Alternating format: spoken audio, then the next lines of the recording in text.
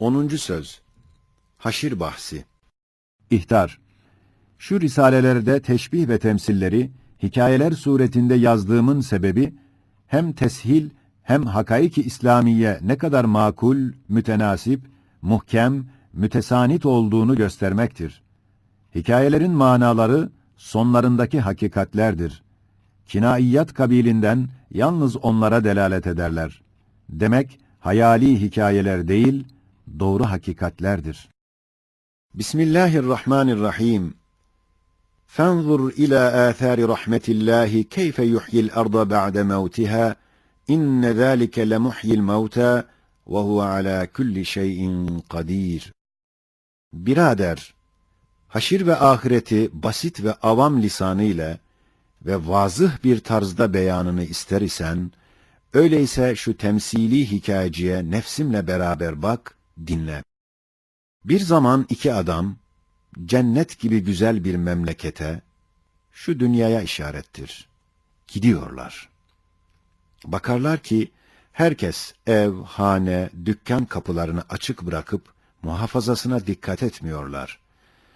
Mal ve para, meydanda sahipsiz kalır. O adamlardan birisi, her istediği şeye elini uzatıp, ya çalıyor ya gasp ediyor. Hevesine tebaiyet edip, her nevi zulmü, sefahati irtikab ediyor. Ahali de ona çok ilişmiyorlar. Diğer arkadaşı ona dedi ki, ne yapıyorsun? Ceza çekeceksin. Beni de belaya sokacaksın. Bu mallar miri malıdır. Bu ahali çoluk çocuğuyla asker olmuşlar veya memur olmuşlar. Şu işlerde sivil olarak istihdam ediliyorlar. Onun için sana çok ilişmiyorlar. Fakat intizam şedittir. Padişahın her yerde telefonu var ve memurları bulunur. Çabuk git, dehalet et, dedi. Fakat o sersem inat edip dedi. Yok, miri malı değil, belki vakıf malıdır, sahipsizdir. Herkes istediği gibi tasarruf edebilir. Bu güzel şeylerden istifadeyi men edecek hiçbir sebep görmüyorum.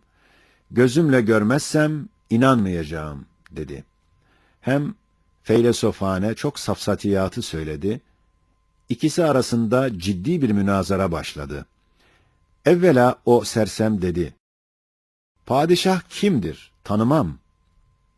Sonra arkadaşı ona cevaben, bir köy muhtarsız olmaz, bir iğne ustasız olmaz, sahipsiz olamaz, bir harf katipsiz olamaz, biliyorsun. Nasıl oluyor ki, nihayet derecede muntazam şu memleket hakimsiz olur? Ve bu kadar çok servet ki, her saatte bir şimendifer, gaipten gelir gibi kıymettar, musanna mallarla dolu gelir. Burada dökülüyor gidiyor, nasıl sahipsiz olur? Ve her yerde görünen ilannameler ve beyannameler ve her mal üstünde görünen turra ve sikkeler, damgalar ve her köşesinde sallanan bayraklar nasıl maliksiz olabilir? Sen anlaşılıyor ki bir parça frengi okumuşsun. Bu İslam yazılarını okuyamıyorsun. Hem de bilenden sormuyorsun. İşte gel, en büyük fermanı sana okuyacağım. O sersem döndü dedi. Haydi padişah var. Fakat benim cüz'i istifadem ona ne zarar verebilir? Hazinesinden ne noksan eder? Hem burada hapis mapis yoktur, ceza görünmüyor. Arkadaşı ona cevaben dedi. Yahu şu görünen memleket bir manevra meydanıdır. Hem sanayi garibe-i sultaniyenin meşheridir. Hem muvakkat temelsiz misafirhaneleridir. Görmüyor musun ki her gün bir kafile gelir, biri gider, kaybolur. Daima dolar boşanır. Bir zaman sonra şu memleket tebdil edilecek. Bu ahali başka ve daimi bir memlekete nakledilecek. Orada herkes hizmetine mukabil ya ceza ya mükafat görecek, dedi. Yine o hain sersem temerrüt edip, İnanmam, hiç mümkün müdür ki bu memleket harap edilsin, başka bir memlekete göç etsin, dedi. Bunun üzerine emin arkadaşı dedi. Madem bu derece inat ve temerrüt edersin, gel, haddü hesabı olmayan delail içinde 12 suret ile sana göstereceğim ki, bir mahkeme-i kübra var, bir dar-ı mükafat ve ihsan ve bir dar-ı mücazat ve zindan var ve bu memleket her gün bir derece boşandığı gibi bir gün gelir ki bütün boşanıp harap edilecek. 1. Suret. Hiç mümkün müdür ki bir saltanat, bahusus böyle muhteşem bir saltanat, hüsnü hizmet eden mutilere mükafatı ve isyan edenlere mücazatı bulunmasın? Burada yok hükmündedir. Demek başka yerde bir mahkeme-i kübra vardır. 2. Suret. Bu gidişata, icraata bak. Nasıl en fakir, en zayıften tut, ta herkese mükemmel, mükellef erzak veriliyor. Kimsesiz hastalara çok güzel bakılıyor. Hem gayet kıymetdar ve şahane taamlar, kaplar, murassa nişanlar, müzeyyen elbiseler, muhteşem ziyafetler vardır. Bak senin gibi sersemlerden başka herkes, vazifesine gayet dikkat eder. Kimse zerrece haddinden tecavüz etmez. En büyük şahıs, en büyük bir itaatle mütevaziane bir havf ve heybet altında hizmet eder. Demek şu saltanat sahibinin pek büyük bir keremi, pek geniş bir merhameti var. Hem pek büyük izzeti, pek celalli bir haysiyeti, namusu vardır. Halbuki kerem ise in'am etmek ister. Merhamet ise ihsansız olamaz. İzzet ise gayret ister. Haysiyet ve namus ise edepsizlerin te'dibini ister. Halbuki şu memlekette o merhamet, o namusa layık 1000'den biri yapılmıyor. Zalim izzetinde, mazlum zilletinde kalıp buradan göçüp gidiyorlar. Demek bir mahkeme-i kübraya bırakılıyor. 3. Suret. Bak ne kadar âli bir hikmet, bir intizamla işler dönüyor. Hem ne kadar hakiki bir adalet, bir mizanla muameleler görülüyor. Halbuki hikmet-i hükûmet ise, saltanatın cenah-ı himayesine iltica eden mültecilerin taltifini ister. Adalet ise, raiyetin hukukunun muhafazasını ister.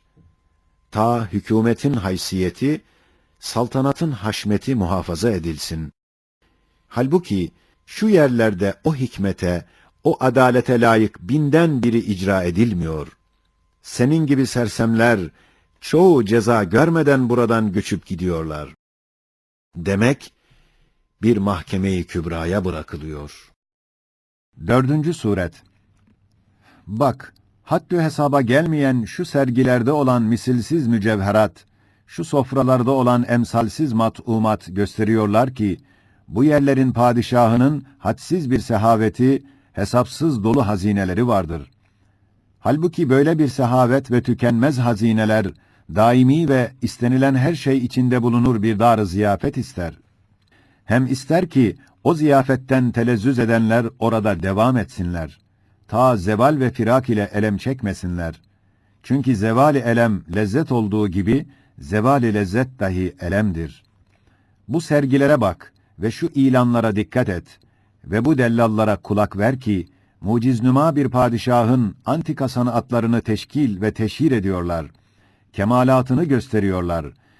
Misilsiz cemal-i manevisini beyan ediyorlar. Hüsnü mahfisinin letaifinden bahsediyorlar. Demek onun pek mühim hayret verici kemalat ve cemal-i manevisi vardır. Gizli, kusursuz kemal ise takdir edici, istihsan edici, maşallah deyip müşahede edicilerin başlarında teşhir ister. Mahfi, nazirsiz cemal ise görünmek ve görmek ister. Yani kendi cemalini iki vecihle görmek. Biri, muhtelif aynelerde bizzat müşahede etmek, diğeri, müştak seyirci ve mütehayyir istihsan edicilerin müşahadesiyle müşahede etmek ister. Hem görmek, hem görünmek, hem daimi müşahede, hem ebedi işhad ister. Hem o daimi cemal, müştak seyirci ve istihsan edicilerin devamı vücutlarını ister. Çünkü daimi bir cemal, zail müştaka razı olamaz. Zira dönmemek üzere zevale mahkum olan bir seyirci, zevalin tasavvuruyla muhabbeti adavete döner. Hayret ve hürmeti tahkire meyleder. Çünkü insan, bilmediği ve yetişmediği şeye düşmandır. Halbuki şu misafirhanelerden herkes çabuk gidip kayboluyor. O kemal ve o cemalin bir ışığını, belki zayıf bir gölgesini bir anda bakıp doymadan gidiyor. Demek bir seyrangâh-ı daimiye gidiliyor. 5. suret. Bak bu işler içinde görünüyor ki o misilsiz zatın pek büyük bir şefkati vardır. Çünkü her musibetzedenin imdadına koşturuyor. Her suale ve matluba cevap veriyor. Hatta bak en edna bir hacet, en edna bir raiyetten görse şefkatle kaza ediyor. Bir çobanın bir koyunu, bir ayağı incinse ya merhem ya baytar gönderiyor. Gel gidelim. Şu adada büyük bir içtima var. Bütün memleket eşrafı orada toplanmışlar. Bak, pek büyük bir nişanı taşıyan bir yaver-i ekrem bir nutuk okuyor. O şefkatli padişahından bir şeyler istiyor. Bütün ahali, evet, evet biz de istiyoruz diyorlar. Onu tasdik ve teyit ediyorlar. Şimdi dinle, bu padişahın sevgilisi diyor ki, ey bizi nimetleriyle perverde eden sultanımız! Bize gösterdiğin numunelerin ve gölgelerin asıllarını, menbalarını göster ve bizi makar-ı saltanatına celbet. Bizi bu çöllerde mahvettirme, bizi huzuruna al, bize merhamet et. Burada bize tattırdığın leziz nimetlerini orada yedir. Bizi zeval ve teb'id ile tazip etme. Sana müştak ve müteşekkir şu muti raiyetini başıboş bırakıp idam etme, diyor ve pek çok yalvarıyor. Sen de işitiyorsun. Acaba bu kadar şefkatli ve kudretli bir padişah, hiç mümkün müdür ki, en edna bir adamın, en edna bir meramını ehemmiyetle yerine getirsin, en sevgili bir yaver-i ekreminin, en güzel bir maksudunu yerine getirmesin.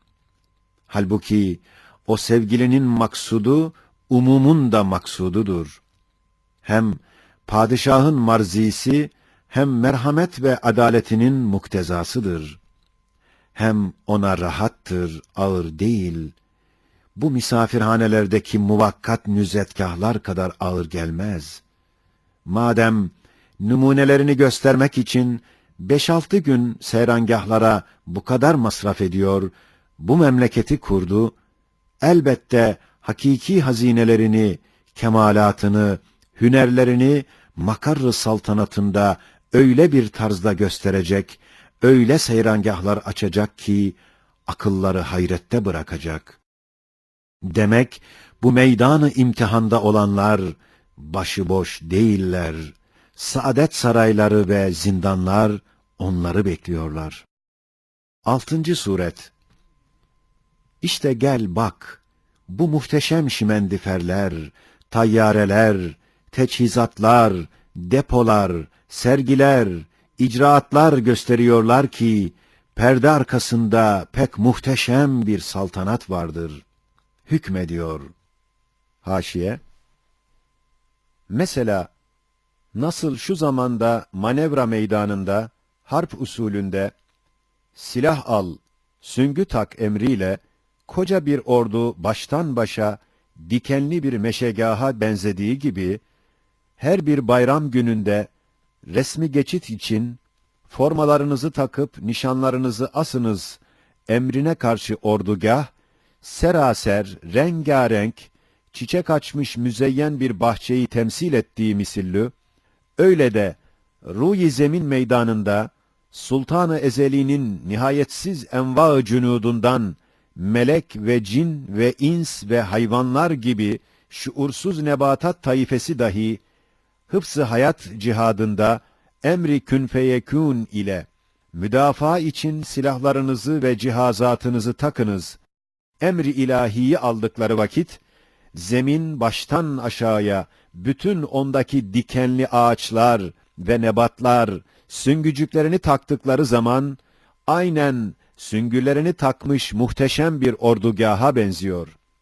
Hem baharın her bir günü, her bir haftası, birer taife-i nebatatın birer bayramı hükmünde olduğu için, her bir taifesi dahi kendi sultanının o taifeye ihsan ettiği güzel hediyeleri teşhir için ona taktığı murassa nişanları birer resmi geçit tarzında o sultan-ı ezeliğinin nazar-ı şuhud ve işhadına arz ettiğinden ve öyle bir vaziyet gösterdiğinden, bütün nebatat ve eşcar güya sanat-ı Rabbaniye murassaatını ve çiçek ve meyve denilen fıtrat-ı ilahiyenin nişanlarını takınız, çiçekler açınız, emri Rabbaniye'yi dinliyorlar ki, ruh-i zemin dahi gayet muhteşem bir bayram gününde, şahane resmi geçitte, sürmeli formaları ve murassa nişanları parlayan bir ordugahı temsil ediyor. İşte şu derece hikmetli ve intizamlı teçhizat ve tezyinat, elbette nihayetsiz kadir bir sultanın, nihayet derecede hakim bir hakimin emriyle olduğunu kör olmayanlara gösterir. Böyle bir saltanat, kendisine layık bir raiyet ister. Halbuki görüyorsun, bütün raiyet bu misafirhanede toplanmışlar. Misafirhane ise her gün dolar, boşanır. Hem bütün raiyet manevra için bu meydanı imtihanda bulunuyorlar. Meydan ise her saat tebdil ediliyor. Hem bütün raiyet, padişahın kıymetdar ihsanatının numunelerini ve harika sanatlarının antikalarını sergilerde temaşa etmek için şu teşhirgâhta birkaç dakika durup seyrediyorlar. Meşher ise her dakika tahavvül ediyor. Giden gelmez, gelen gider. İşte bu hal, şu vaziyet kat'î gösteriyor ki, şu misafirhane ve şu meydan ve şu meşherlerin arkasında daimi saraylar, müstemir meskenler, şu numunelerin ve suretlerin halis ve yüksek asıllarıyla dolu bağ ve hazineler vardır. Demek, burada çabalamak onlar içindir. Şurada çalıştırır, orada ücret verir. Herkesin istidadına göre orada bir saadeti var. 7. Suret. Gel, bir parça gezelim. Şu medeni ahali içinde ne var, ne yok görelim. İşte bak, her yerde, her köşede müteaddit fotoğraflar kurulmuş, suret alıyorlar. Bak, her yerde müteaddit katipler oturmuşlar, bir şeyler yazıyorlar. Her şeyi kaydediyorlar.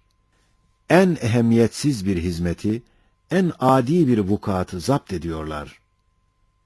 Ha, şu yüksek dağda padişaha mahsus bir büyük fotoğraf kurulmuş ki, haşiye, şu suretin işaret ettiği manaların bir kısmı 7. hakikatte beyan edilmiş.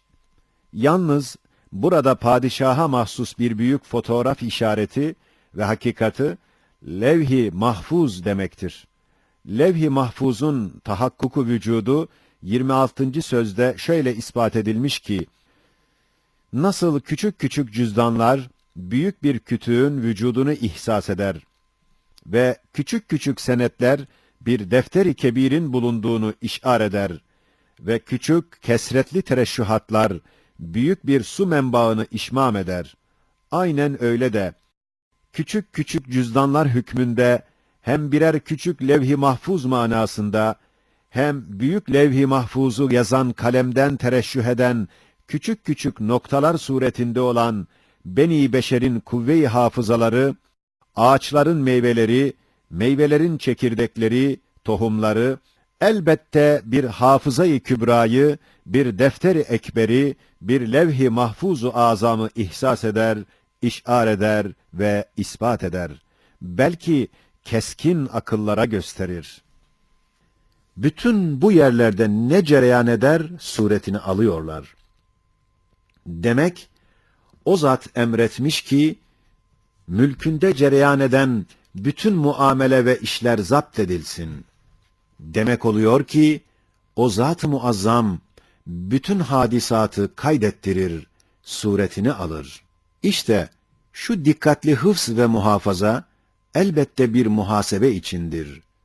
Şimdi en adi raiyetin en adi muamelelerini ihmal etmeyen bir hakimi hafiz, hiç mümkün müdür ki raiyetin en büyüklerinden en büyük amellerini muhafaza etmesin, muhasebe etmesin, mükafat ve mücazat vermesin? Halbuki o zatın izzetine ve gayretine dokunacak ve şe'ni merhameti hiç kabul etmeyecek muameleler o büyüklerden sudur ediyor. Burada cezaya çarpmıyor. Demek bir mahkeme-i kübraya bırakılıyor. 8. Suret. Gel, ondan gelen bu fermanları sana okuyacağım. Bak, mükerrer vaat ediyor ve şiddetli tehdit ediyor ki, sizleri oradan alıp makar-ı saltanatıma getireceğim ve mutileri mes'ud, asileri mahpus edeceğim. O muvakkat yeri harap edip, müebbet sarayları, zindanları havi, diğer bir memleket kuracağım. Hem o vaat ettiği şeyler ona gayet rahattır. Raiyetine gayet mühimdir. Vaadinde hulf ise izzet-i iktidarına gayet zıttır. İşte bak ey sersem, sen yalancı vehmini, hezeyancı aklını, aldatıcı nefsini tasdik ediyorsun ve hiçbir veçile hulf ve hilafa mecburiyeti olmayan ve hiçbir cihetle hilaf haysiyetine yakışmayan ve bütün görünen işler sıdkına şehadet eden bir zatı tekzip ediyorsun. Elbette büyük bir cezaya müstahak olursun.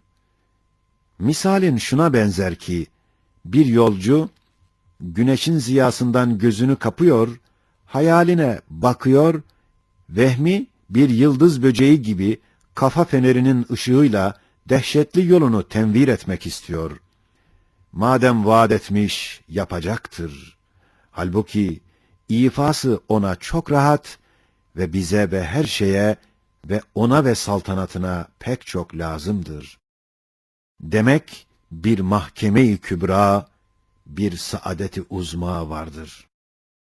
9. Suret. Şimdi gel, bu dairelerin ve cemaatlerin bazı rüesalarına ki, her biri bizzat padişahla görüşecek hususi birer telefonu var. Haşiye. Şu suretin ispat ettiği manalar, 8. hakikatte görünecek. Mesela, dairelerin reisleri şu temsilde, enbiya ve evliyaya işarettir. Ve telefon ise, makesi vahiy ve mazhar-ı ilham olan, kalpten uzanan bir nispet-i Rabbaniyedir ki, kalp o telefonun başıdır ve kulağı hükmündedir. Hem bazı onun huzuruna çıkmışlar, ne diyorlar bak, bunlar ittifakla ihbar ediyorlar ki, o zat, mükafat ve mücazat için pek muhteşem ve dehşetli bir yer ihzar etmiş. Gayet kavi vaat ve şiddetli tehdit ediyor. Hem onun izzet ve celaleti hiçbir vecihle hulful vaade tenezzül edip tezellülü kabul etmez. Halbuki o muhbirler hem tevatür derecesinde çok, hem icma kuvvetinde bir ittifakla haber veriyorlar ki, şu bazı asarı görünen saltanat-ı azimenin medarı ve makarrı, buradan uzak bir başka memlekettedir ve şu meydan-ı imtihanda binalar muvakkattırlar. Sonra daimi saraylara tebdil edilecek. Bu yerler değişecekler. Çünkü eserleriyle azameti anlaşılan şu muhteşem, zevalsiz saltanat, böyle geçici, devamsız, bikarar, ehemmiyetsiz, mütegayyir, bekasız, nakıs, tekemmülsüz umurlar üzerinde kurulmaz, durulmaz. Demek ona layık, daimi, müstekar, zevalsiz, müstemir, mükemmel, muhteşem umurlar üzerinde duruyor. Demek bir diyarı aher var, elbette o makarra gidilecektir.